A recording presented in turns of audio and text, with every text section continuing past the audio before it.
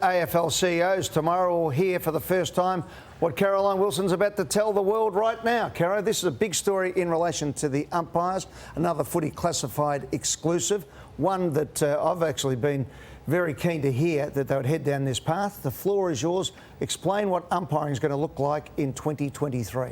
Well, it's going to look a bit different, Ed, because from next year there'll be 4, not 3, but 4 field umpires officiating at every game.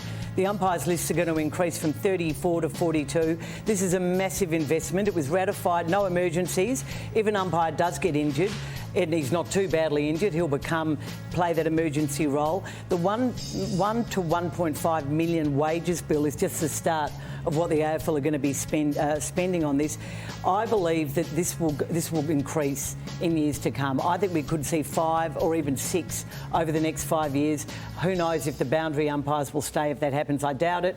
But the big thing about next year is to reduce the physical toll on umpires. They'll still run the same distance, but there won't be the speed. There won't be the need for speed. They won't have to run it. They can zone off. It's as simple as that. The density of work. It's seen as a way to bring more women into the game, more women into umpiring. We know that umpiring has been a massive issue all year.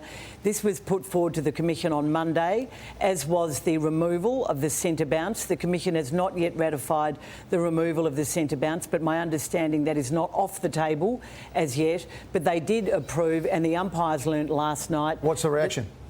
80% of the umpires, I think, are thrilled. Yeah. I mean, obviously, it means more umpires on the list. It means that for the really fit and incredibly agile umpires, I guess doesn't make a huge difference to them. Yeah, but women can't hope to run the speed and the distances that the men can in this physical game. Our umpires, Caro, tend to retire at the time when umpires in major sport around the world hit their straps because they physically can't go do the running. I think there are older umpires are staying around for longer because the fit ones are so well paid and they're able to... It has a number of flow-on effects. It'll be better decision making because they're less fatigued.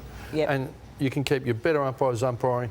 And I think players adapt and there'll be less holding. There'll be more goals scored because the infringements will be blown either end. You won't get away with anything. So plenty of flow-on effects. I talk about 1.5 million invested on wages alone. And we're talking about extra flights. You're talking about 9 extra umpires a round of football. I don't think money's the issue for a better product. No, and I think that a lot more money will be ploughed into their high performance and medical. All the stuff around umpires will be improved. The AFL has finally...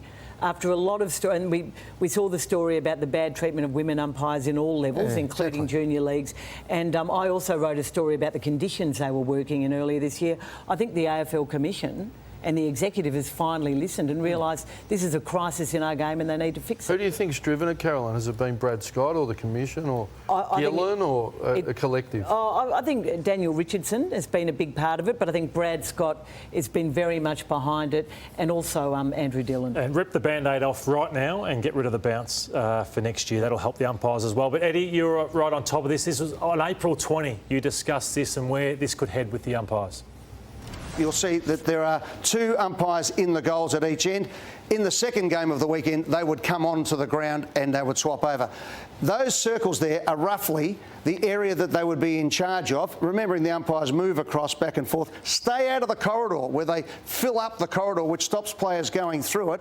And at the same time, it stops you running into the umpires. They then, if you look at that now, you've actually got 4 goal umpires, 8 boundary umpires and 8 umpires on the ground who can give free kicks as opposed to 3. So for having less people actually out there as umpires, you get more umpires in the key positions.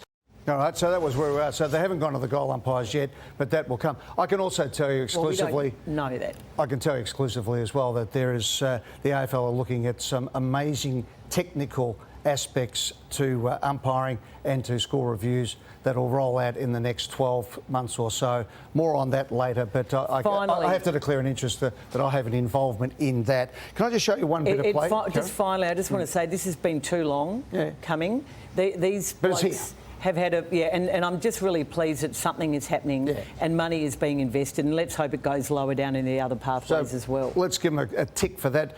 I'll show you an example, one that stood out. Now, forget it's a Collingwood player here, but watch this. So watch where the umpire is, right? Outside 4:50. The ball goes too quickly. Look at the time. 17 minutes to go in the last quarter. Now, this one was a celebrated one where Moore pushed it through. Now, you got an umpire there who could see it. You had a boundary umpire in play, but the poor old field umpire was 50 45 metres. Yeah, there's a goal see it. umpire. Yeah. The goal umpire can see that. Yeah, but a goal umpire can't give a free kick, is what we're saying. But okay. in this situation, what you've just described, Caro, is that the umpire would be zoned back. Would only have to run 20 metres with the play to be able to see what actually happened. I've said for a long time we went from captains to 1 umpire to 2 umpires to 3 umpires without actually working out how the game is played. And you play it the same way as a bit of a box setup, don't you, Ross, where they move across that way or up the ground, stay out of the way. And to your point about the boundary umpires, it's just as easy for an umpire to come in 5 metres and throw it over their head. Well, it's efficiency, running better looks and move out of the work zone.